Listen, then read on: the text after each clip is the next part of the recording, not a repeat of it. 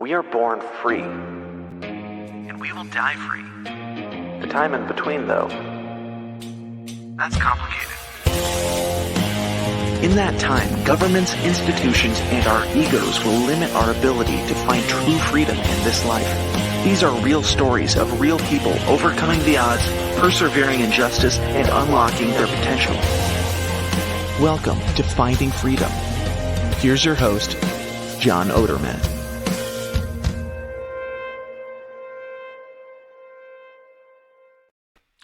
Hey, welcome back to another episode of Finding Freedom right here on the Lions of Liberty Network. Great to have you here. Great to have people who are watching live on YouTube, Rumble, Twitter, Facebook. Awesome to have you joining us. If you want to drop a comment, drop a question for my guest who I'm going to introduce momentarily, you can do that throughout the course of the show. And for everyone who is listening to this as it's dropped on Monday on podcast platforms, thank you for listening. And whether you're watching or listening, please be sure to subscribe wherever you are viewing or listening to this. Whatever your preference, your preferred place is, that's where you should subscribe, because that does help our algorithms and all those things to help us get this show out to as many people as possible. And we have a extremely important topic today. Really excited to introduce my guest, so I'll bring him on right now. And my guest today is Jason Jones. Jason is an award-winning film producer. He's an author, an activist, and he is the president of the Human Rights Education and Relief Organization. He's known for two main programs, the Vulnerable People Project and the Movie to Movement.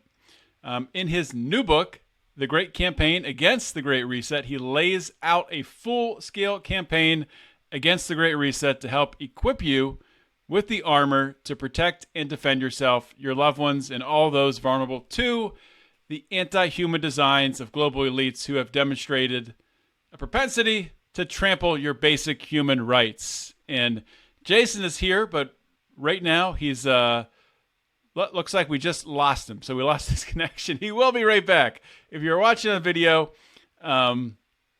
he was there and now he is back. Hopefully, that was weird. There we go. Hopefully that's not on my end. I don't know what happened. You were there, you were gone, and you're back. All right, fantastic. Well, we're connected again. I introduced you. I said wonderful things about you. So now maybe you can further introduce yourself to my audience a little bit. Let them know what you're all about and really how you've become so passionate about activism and about really exposing the tyranny around our world governments today. Yeah, well, I think, thank you, John. And, well, I guess to begin with, I'm just a father of 7. I have 3 grandchildren. And, you know, I've been a quote unquote activist since I was probably an activist for 10 years before I realized I was an activist. But at 17 years old, I was a young private in the Army. I actually joined the Army on my 17th birthday. And while I was in basic training, my high school girlfriend's father, she was pregnant, took her to get a forced 3rd trimester abortion. And I was a kid. I never went to church growing up. I wasn't into politics. But it was sort of that experience that kind of pushed me into politics and activism. I started working for pro-life organizations as a young soldier. I was stationed at Schofield Barracks, Hawaii.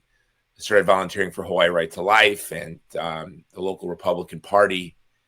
And sort of that, I guess a psychiatrist would say that losing my first child to the violence of abortion made me obsessed, not just with abortion and then finding myself a young infantryman, but just really passionate about protecting children from violence.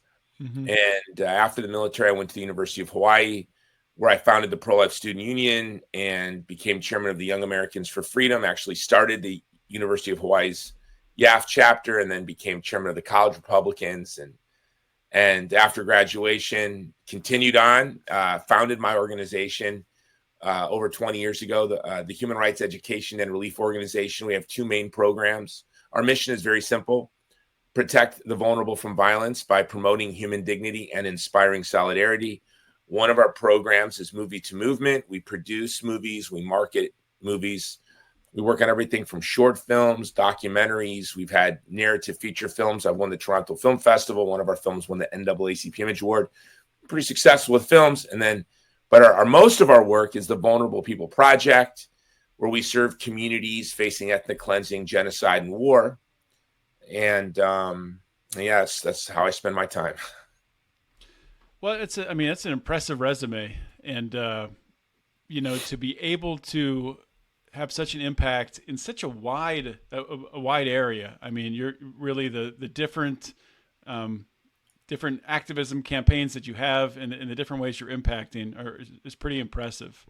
So could you explain a little bit more in detail, really, what lit that fire in you? I mean, you did mention that experience you had with losing your first child to abortion, but was there a point in time where you really decided to go all in to activism? Yeah, I mean, I think there were depths of commitment. I would say the moment that abortion happened, I heard a quote from the greatest playwright of modern American history, David Mamet. And David Mamet wrote that he said that writers write for the same reason beavers chew on wood, to stop their teeth from itching. That made so much sense to me. I was raised, my mother had me at 16, and my parents were married and divorced before my mom was 18. And my mom was married and divorced a few times. A lot of chaos in my childhood. So sort of as a child, and I had an adventurous childhood. I never felt like I was abused or neglected, but there was definitely a lot of chaos and adventure for a young boy. But the one thing I always had imagined as a young boy, like my daydream, was that I was going to be a strong man and a provider, and that my children would never live in fear, would never have chaos, and would always have a refrigerator filled with food. This is sort of like my daydream. And so when my high school girlfriend got pregnant, I dropped out of high school and joined the Army. I felt very privileged. I remember being in the barracks at Fort Benning, Georgia, and at Sand Hill, and looking up, at the tiles in the ceiling at 2 a.m. and thinking how lucky I am. I remember saying I'm 17 years old and I'm already on my way to being a dad. I'm already a dad. And when I'm 34, I'll still be young, double my age. I remember saying double my age and I'll still be young. And here I am in Fort Benning, Georgia, already a dad, and I'm a soldier. How lucky. So it's sort of, I think that it was not just the abortion, but sort of just what filled my mind as a young boy of what kind of man I was going to grow up to be, and how my children would never know violence. And then to lose my first child to a forced abortion. And that really prepared me. But then again, as a student, as a college student, I saw being a pro-life activist as sort of something one did on the side. And I wanted to be a school teacher, and I wanted to coach football, and I wanted to run Montessori schools in underprivileged areas. I had this whole plan how I could open up charter schools for underprivileged children.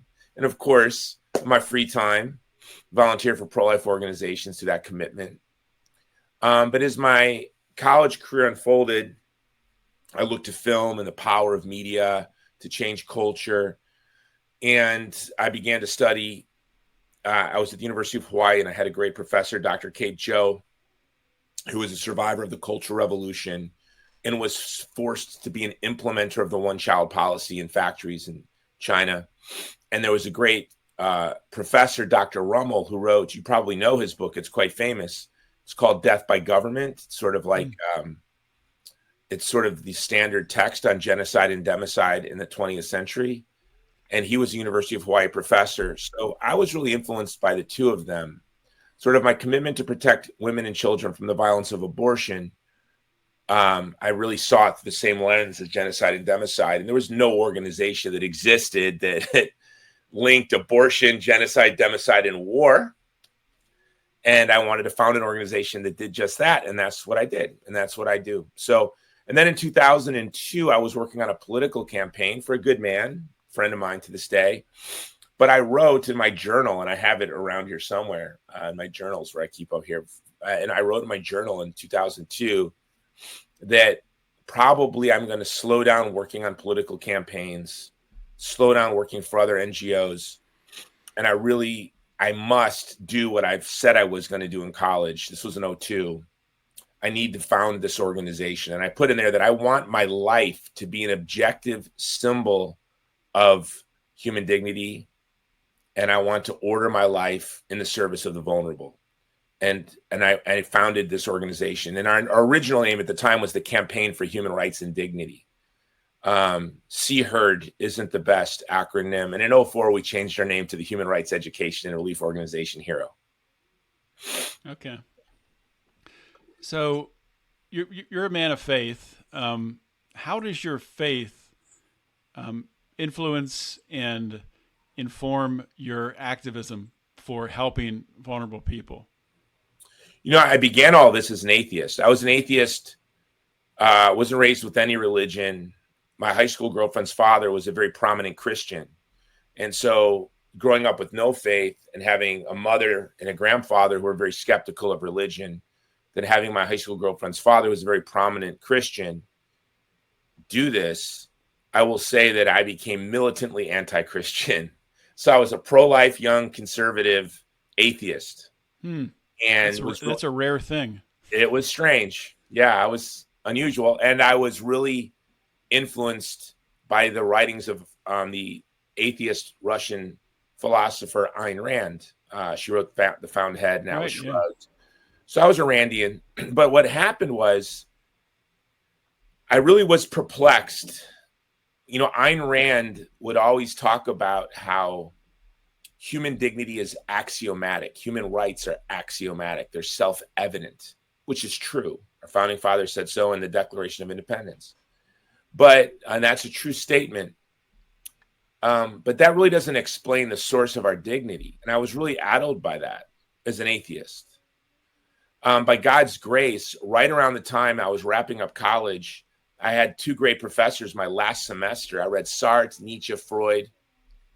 And I remember the essays that we read, you know, and they really undermined my atheism, believe it or not. Sartre, Nietzsche, and Freud undermined my atheism. They undermined any hope for human dignity and objective morality without it appealing to revealed religious truth. The natural law can only give you an outline. It can't give you the coloring, the shading, the complexity of it all, especially when it comes to human anthropology, the dignity and nature of the human person. So as a graduate, when I first graduated, and that's my same journal from the same, I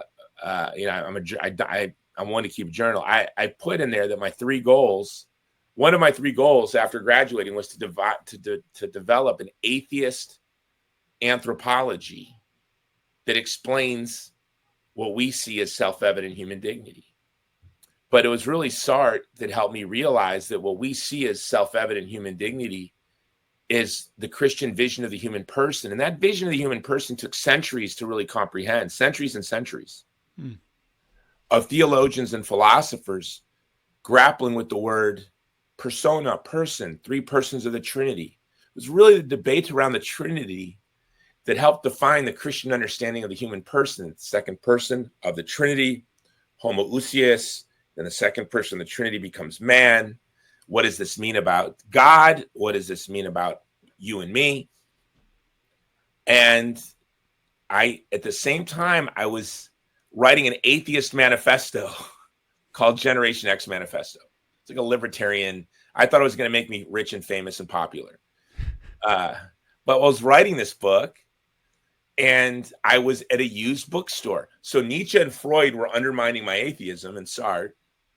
And I'm writing this atheist tome. My dream was to be on Bill Maher's Politically Incorrect on ABC and to be at George. I wanted George JFK Jr.'s magazine. I had, dreams of grandeur. And I saw a book at a yard sale called The Christian Manifesto by Francis Schaeffer. And I thought, okay, well, let me buy this book. It's like 99 cents. The pages were yellowing and brittle and crumbling. And so the great Presbyterian theologian and philosopher Francis Schaeffer, I bought this book. Here I am, an atheist. And the guy that was sold me the book said he was selling all his Christian books because he lost his faith. Can you believe? And I bought it. And that led to me becoming a Christian. Like, so odd. It's amazing when Yeah. when you hear stories like that, you know, and I don't believe in a situation like that there are coincidences. You know, that's No, and I hope the poor soul, you know, God gave him the grace to ascend to his truth with fortitude to the end, you know, and return to his faith. He was a nice old man, you know. Yeah, I hope so. You know what strikes me from your story is as you're a young man, you have these dreams of becoming famous, of going on Bill Maher. These are all very selfish. I ended up on Bill Maher's Politically Incorrect, by the way. I ended up on ABC as an atheist and ended up defending Christianity the whole show. Yeah, for real. It's true. But I mean, so you had these selfish dreams, and then now so much of the work that you're doing, really the focus of it is on others. It's not self-focused, and that's you know, that's I was even more selfless then, to be honest, though, John. Yeah. I think the older we get, the more self-important we become. You know, look, I always saw myself as a loser. Even then, I was a high school dropout, teen parent. My parents never made me feel loved. Not that I ever cared. I just was really comfortable in my own skin, but also kind of comfortable seeing myself as a loser, if that makes any sense. I took pride. I thought I was a good athlete, and I thought I was, you know, whatever. But no, I always kind of felt like I'm here to serve the vulnerable. And I wanted to be wealthy. I wanted to be famous. I didn't care about money. I wanted influence and power. I did. I wanted to be influential, but I wanted to harness it to serve the vulnerable. I mean, that was my obsession. I think I was so much, even as a young atheist, I think in many ways I was a much better kid than I am a man. You know, I don't know. Maybe we all feel that way as our ship sails the sea of life for decade after decade. It gets dinged up, you know, but yeah. There's so much innocence as a kid, as a teenager. Even when I was reckless and sinful and, you know, hurting people and not understanding the ways I was hurting people, I really think there was an innocence to it. Even in my sin and the sorrow and suffering I caused others, was utterly unaware of the pain and suffering that I was causing. Where now, you know, it's hard to escape. We know, you know, we're wise. And I think we become so much more aware of it too as we grow. So yeah, that's true. So I do want to pivot because I do want to spend some time here talking about your new book. It is titled, where's the title? I just lost it. The Campaign Against the Great Reset. So the Great Campaign Against the Great Reset. Sorry. Yeah. The Great Campaign Against the Great Reset. On Amazon now. Yes, that's the name. Oh, is it available now, or does it come out later this month? now, but it comes out on Tuesday, this coming Tuesday, April 16th. And pre-sales have been amazing. The reviews have been unbelievable. Dr. Robert Malone, the inventor of the technology used in the COVID vaccine, who ended up rejecting his own vaccine, came out and said that this book has the answers to all the questions. He said after being red-pilled, he had a lot of questions, couldn't find a lot of answers. He said, I found it in the strangest place, this book by this human rights activist from Hawaii, Jason Jones. The reviews have been great. Epic Times gave it a great review. I'm really taken aback at how well the book is. It's already pre-sold more copies than my first two books sold in 10 years. And the reviews have been amazing. And so I'm really taken aback. That's awesome. And you shared with me right before the show, the trailer, which just came out. So we're going to play that right now. It's about a minute and a half, and then we'll dive into some topics on the book. But right now, here is the trailer to The Great Campaign Against the Great Reset. It would help if I hit play. There we go. There are now more than 118,000 cases in 114 countries. COVID-19 can be characterized as a pandemic.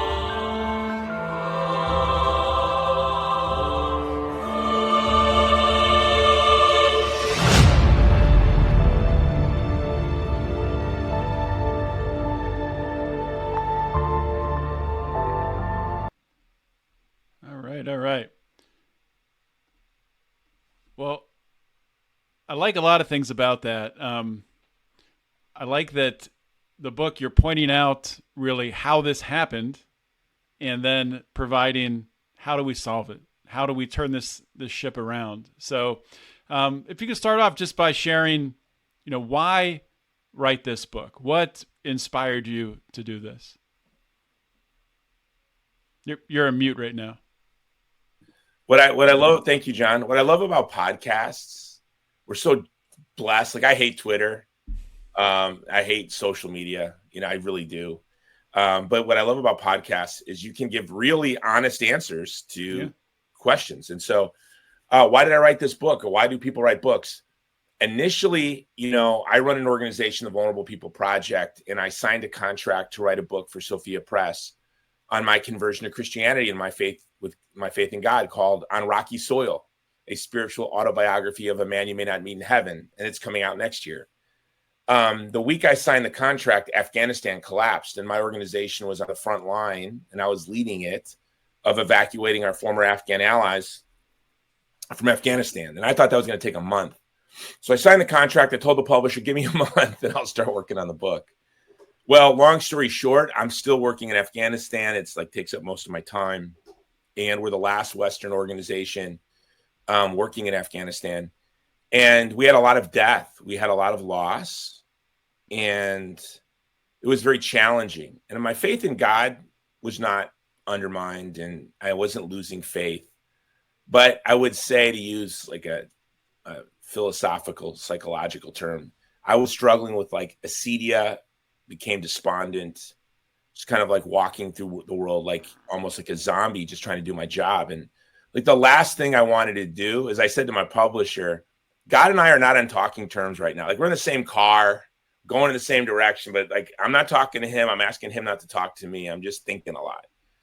And I said, I'll be in a better position to write this book. Give me some time. And it took some time to sort of wrap my head around what we had been experiencing. But I had to write, I felt obligated to write a book. So at the same time, it's what can I write on? Well, I was very angry. I was angry at the famine that was unreported, that was caused by the COVID lockdowns. I was angry at the spike in suicides, especially among teens and young adults, that happened during the COVID lockdowns, that was going unreported. I was angry at the war in Ukraine, that the deep state and the globalists kept throwing gasoline on the fire. General Milley came out and said our goal for Ukraine was not victory, but a quagmire for Russia. And so in the midst of all of this, I realized I have a lot of expertise in dealing with the quote unquote Great Reset, the administrative state, globalism, neoliberalism, or whatever you want to call it, really outside of the sight of cameras. So I work with the Uyghur and Chinese occupied East Turkestan, the democracy activists in Hong Kong. I work on food security and energy security for the poorest, most vulnerable communities on earth, the first and most devastated victims of the Great Reset. And I thought, a lot of the talk about the Great Reset is economic. Yeah, there's an economic component. It's political. There's a political component. There's a global governance component. But at the heart, what it is, it's a cultural revolution that seeks to wash away the last vestiges of our Christian worldview of how we see God, man, and the world. 50 years ago in the United States, left, right, and in between, whether people understood it or not, they had Christian presuppositions. They had a Christian vision of the human person. Mm-hmm. As an atheist, I had a Christian vision of the human person. Ayn Rand, when she says human dignity is self-evident, what she was appealing to as a Russian Jew, was the Judeo-Christian understanding of the human person that she took to be self-evident. And I thought there really needs to be an anthropological look at the Great Reset, because what they're seeking to do is change how we see God, man, and the world. And so this is, how do we push back at the heart of what the Great Reset is trying to take away, not from us, they can't take this from us, but from the youth and from our posterity. And so I have a special introduction in the book for young people called An Introduction for Young Americans, The Adventure of Eros, Love, Piety, and Our Posterity, that maps out for young people a simple but adventurous and challenging path to defeat the Great Reset. So, in your book, you talk about different ideologies of evil that that they've used to create a pandemic.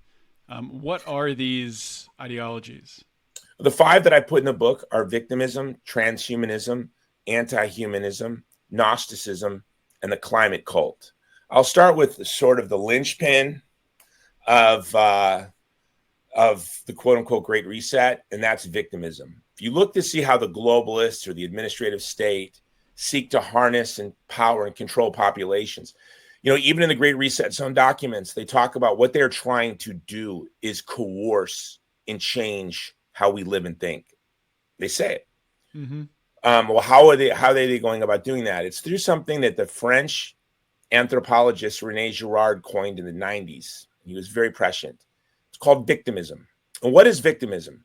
Victim is feigning concern for the vulnerable to amass wealth, power, and prestige. And the prestige, again, is used to influence, to change public opinion, to persuade, to coerce. So let me give you some examples. I'll give you 3 examples. Electric vehicles. Let's use electric vehicles, COVID, and we'll start with those. Electric and immigration. So let's look at immigration first. They oppose securing our southern border. They attack those who seek to control our southern border as being racists. They hold themselves up as defenders of the weak and the marginalized, of the poor migrant. But what is the reality? That the most important thing we could do to protect vulnerable migrants from economic exploitation, to protect them from being trapped in a dangerous underground economy, to protect them from those who would lure them to dismantle their families, their community, their culture in countries like Honduras and Guatemala, to bring them hundreds and hundreds of miles away, thousands of miles away from their loved ones, to be in an underground economy where they have no legal protections, would be to secure the border, would be mandatory verification system. The best way to protect vulnerable Americans suffering despair because of divorce and fatherlessness and media addiction and pornography, and ideological enthusiasms of hatred that were swirling around in our society and indifferent to the destruction that we're thrusting into the minds of our youth, would be to stop fentanyl from pouring across our border, and how we can protect those Americans who are going to die in violent extremist attacks because terrorists have come across our southern border. The best thing we could do is secure the border. But no, they present themselves as defenders of the marginalized, but at the heart of what they're doing is exploitation of the vulnerable, destruction of the vulnerable, breaking down not only our civil society, but breaking down the communities in which the migrants themselves are lured away from. This is the reality. Let's look at the electric vehicle. I call it the BV. Let me pause you. Let me pause you for a minute there, because I think that's an outstanding point, and I really haven't heard it phrased in that way, where those on the progressive side, they're looking at having big hearts. We're welcoming these immigrants to come in from foreign countries. I think it's so important. You pointed out what's happening is the fabric of where they're coming around, those communities in Honduras or Mexico or wherever people are immigrating from, are being torn apart because the people are being uprooted and they're leaving. I mean, that's not good for them to be torn from their families and their communities and their culture, to be thrown into living in, I don't know, wherever they get dropped off in Chicago or New York City or wherever. I mean, that is such an important point that I really haven't heard anyone talk about it that way before. Well, John, my goal is René Girard and Gil Bailey are the 2 greatest thinkers in my mind of the 20th to 21st century. I would like people to read them. I hope my book points people to René Girard and Gil Bailey.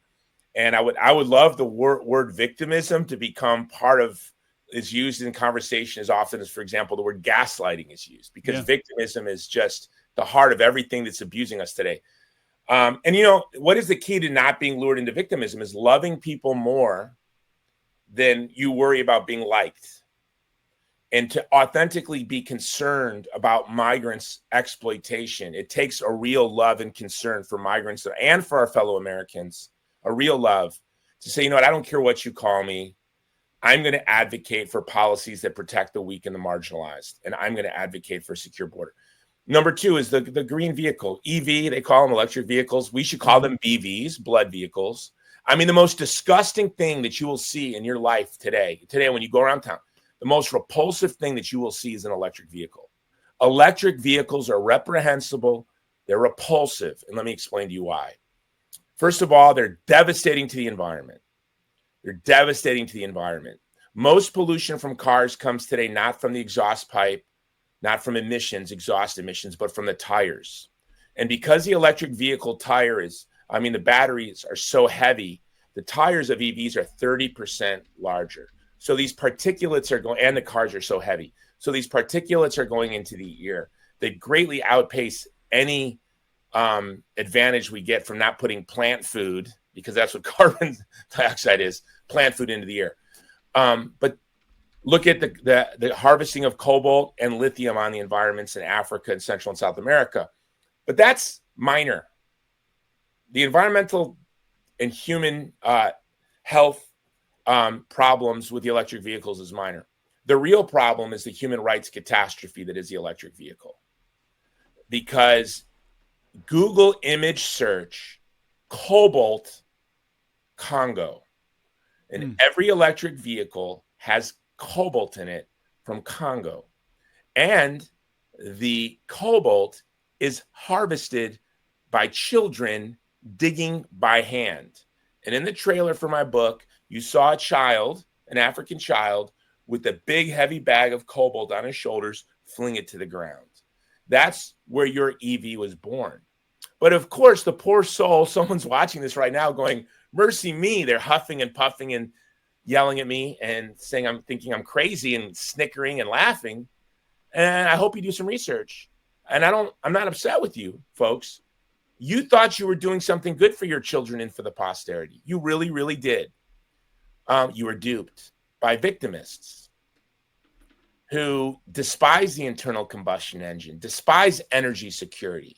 And the whole climate cult mythology is designed not to preserve the environment, because we no longer hear environmentalists talking about rivers, lakes, streams, and soil.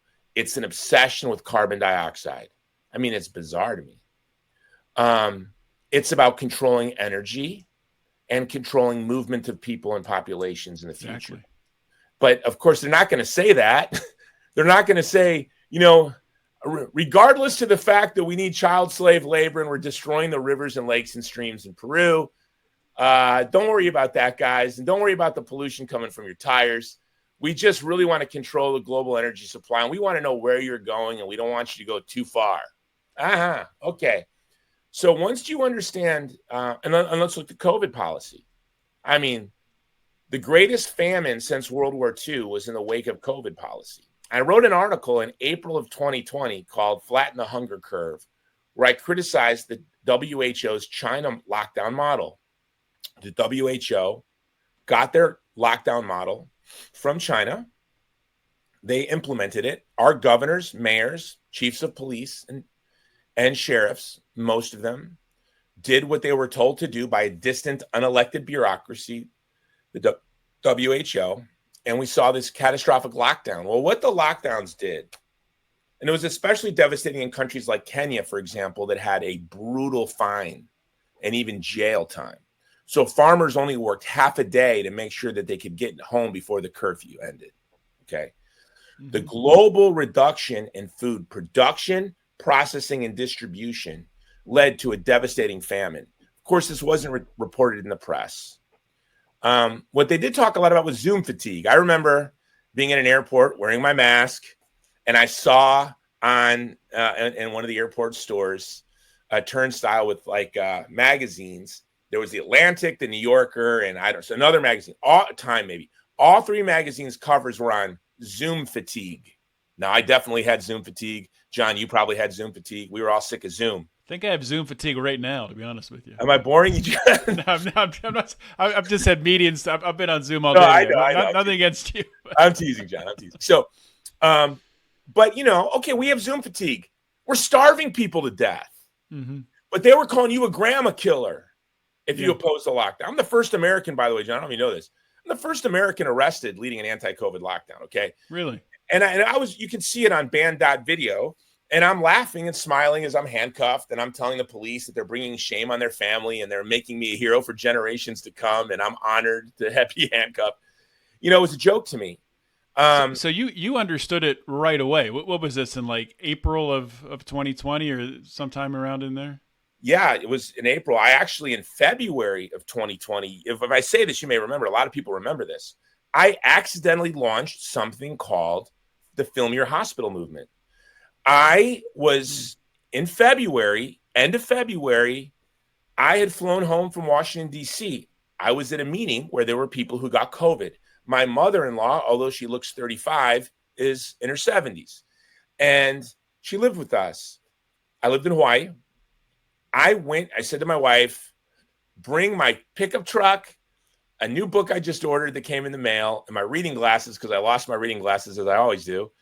At the front desk of the hotel by her house, I'm going to get a COVID test because I have a sore throat, and I was just at an event with a bunch of people that had COVID. Who knows what this thing is? That night, I sat in the hotel in Honolulu. I watched the news about the COVID testing site, and it had, you know, people around the block, and they were wearing all this protective equipment. I said, this is going to suck. So I went there the next morning, first thing, ready to read. I sat in my pickup truck, I put in my reading glasses. I rolled up to the testing site.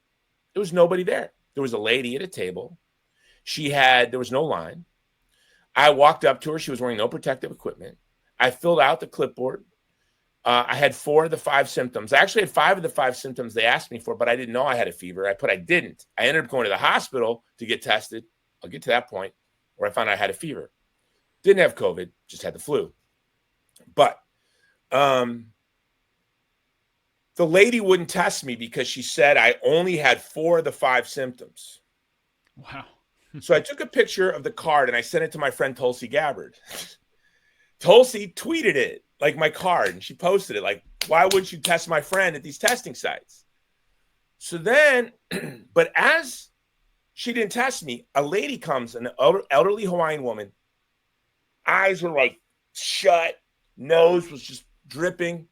And the nurse, who didn't have any protection equipment for me, was indifferent to me, sees this lady coming and she's putting everything on, like freaking out.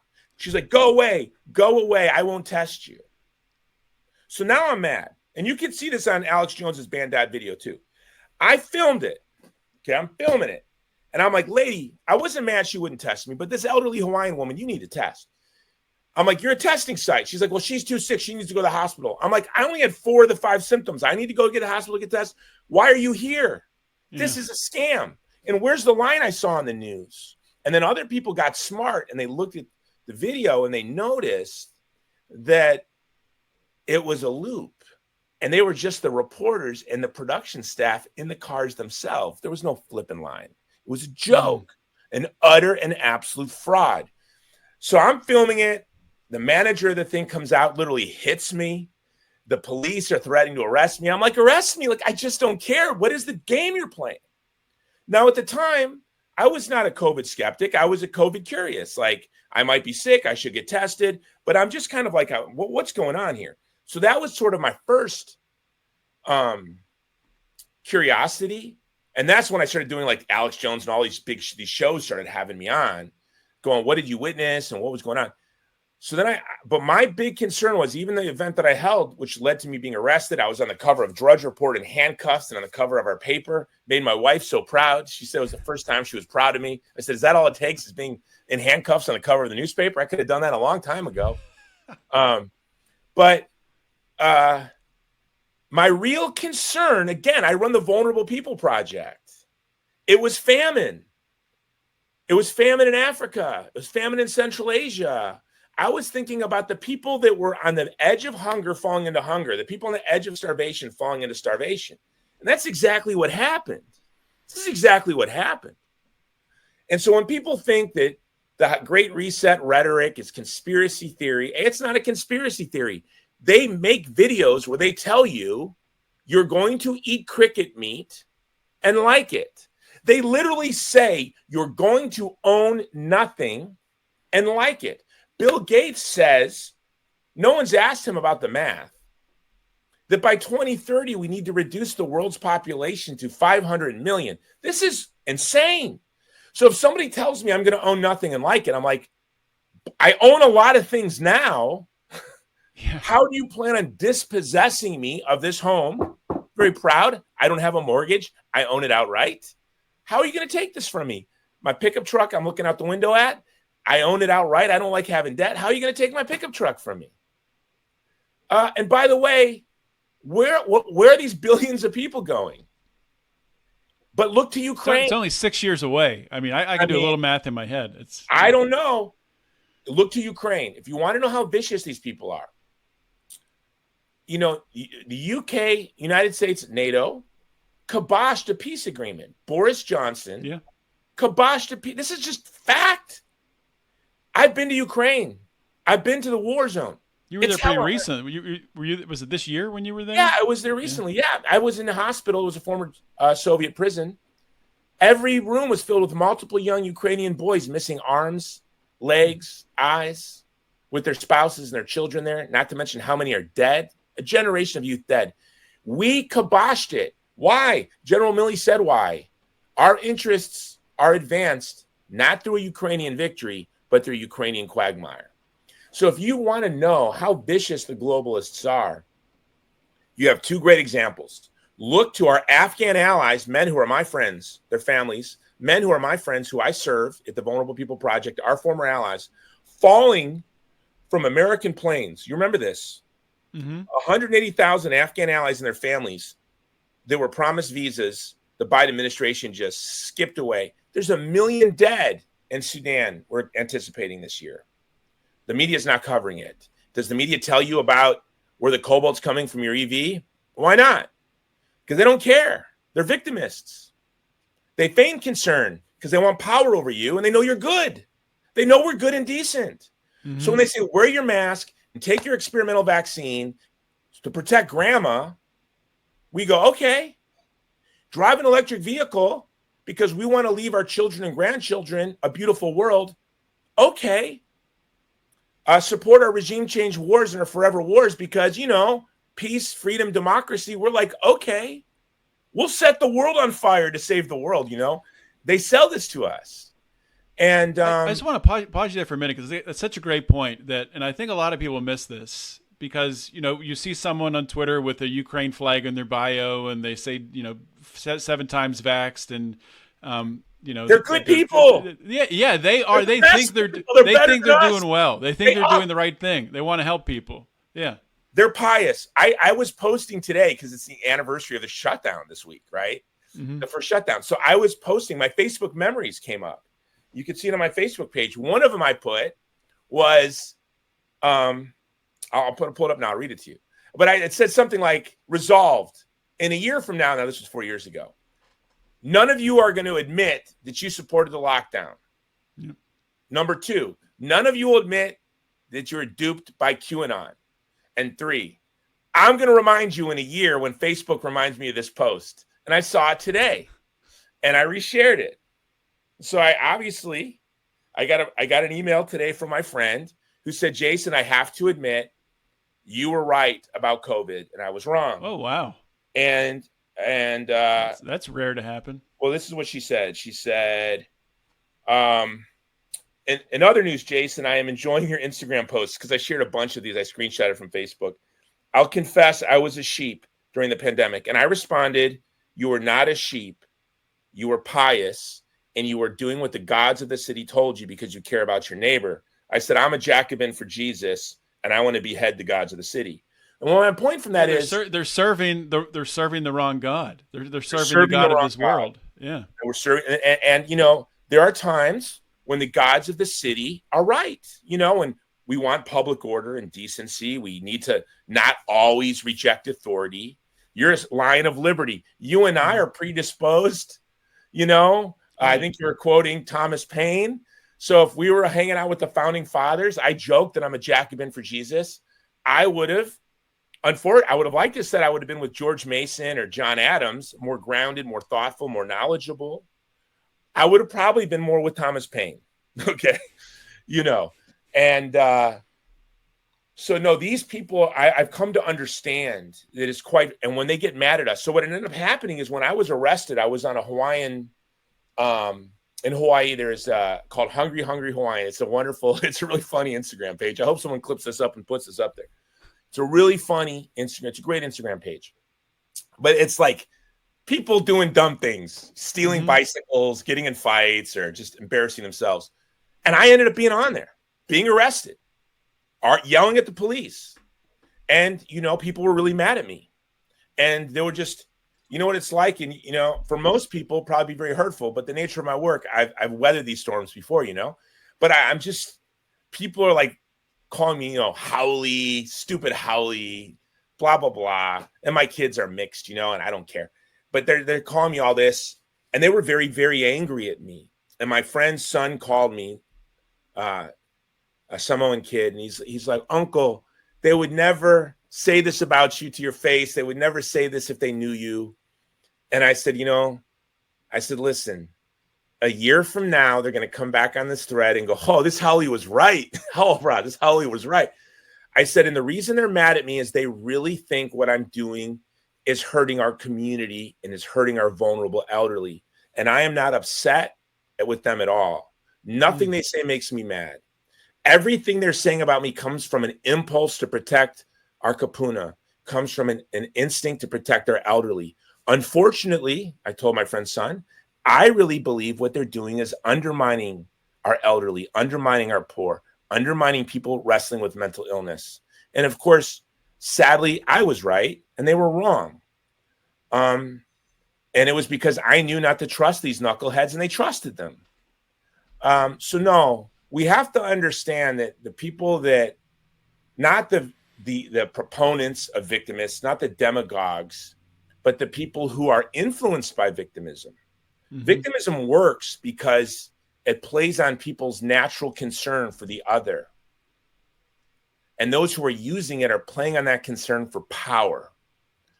And that is why my one goal for this book, I'm doing a lot of shows, is to get everyone using the word victimism in the way that Rene Girard presented it to us. It's feigning concern for the vulnerable to amass wealth and power and prestige, and in a way that undermines the truly vulnerable. The only way that you can counter that is radical solidarity with the vulnerable. But radical solidarity with the vulnerable comes at a cost.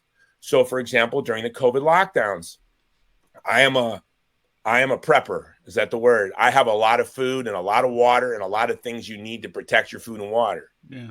And so when COVID came, I was able to use, my several year supply of food to begin to do homeless ministries, because the other homeless ministries shut down in response to a city ordinance telling, or a declaration, emergency declaration telling them they couldn't feed the homeless anymore. I went out there and fed the homeless. Of course, I had to be harassed by police. Even at one point, some state representative came yelling at me, So, and I was arrested. So when you truly stand with the vulnerable, it comes at a cost. When you are a victimist, it comes with a gain. So it's really easy to see what game you're playing. Yeah. And as someone who runs an organization with the name Vulnerable in it, I'm more likely than anyone to become a victimist. It's something I audit myself and my organization all the time. Are we using these people for wealth, power, prestige? Well, when you're getting arrested and doxxed and attacked, you can be pretty confident, okay, now I'm doing my job properly. Yeah, but that is extremely self-aware to even be looking at that. So yeah, I think that's an important thing to point out. A term that comes to mind when you talk about this victimism is virtue signaling, but I don't know if virtue signaling has the same hunger for power with it. It's more just a trying to say that you're right, that you care more, that you're holier than thou. No, a friend of mine explained this to me, and I think he's right. Stephen Harriott, he's a singer, songwriter, writer, great guy. He said, no, what virtue signaling is it's the Passover ritual. So the victimists create enthusiasms and mobs to order compliance and to stone heretics for denying the gods of the city. What virtue signaling is you're just putting the blood on your door. Pass over me. You're just saying to the angel of death, wow, pass yeah. over me, right? Yeah. Even there, you nailed it. And so that's also a temptation. And it is, I don't have a temptation to victimism by God's grace. One could accidentally do it. What I do have a temptation to often is to just not be up for every fight and just want to put blood on my door so the angel of death leaves me alone for one day. Can you just leave me alone today? I think that's only natural. Yeah, I think all of us probably from time to time just throw the blood on the door, hoping the angel of death moves along. You know, he used this in reference to he lived in Madison, Wisconsin, and people would put these signs in front of their yard that says "Hate has no home here." He called those the Passover signs. Yeah, that's exactly what they are. They're just Passover signs. Yeah. Well, this has been an awesome interview. Really, really good conversation, and it's making me think about a lot of things, which is always awesome in a podcast. We are coming up against. We're actually over the initial time we agreed on, but before I let you go, tell people once again, of course, where they can get the book. If you want to double down on anything from the book, or if there's anything that I didn't ask you about that you think is really important, feel free to interject that now.